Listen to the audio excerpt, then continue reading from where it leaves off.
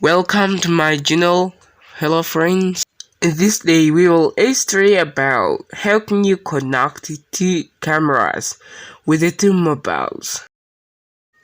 In order to start this video, you are required to subscribe us if you liked it. And my name is Abdaki Musi and this is Galal channel. At the first time you will take the mobiles together and then you will connect it in a Xavier form. And then when they connect together, you will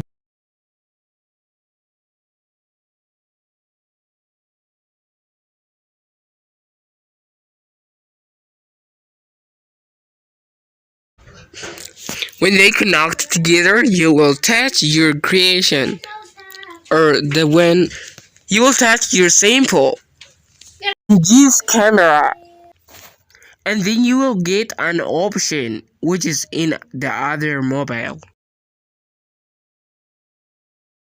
And that's the way which you can success to connect two cameras in Android phones and even the other mobiles. And it is very easy to do this.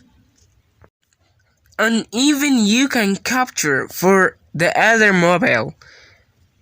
And the one which you may capture will enter the other mobile. If you shoot the mobile, it will enter the other mobile. And you can see this mobile, the other's camera.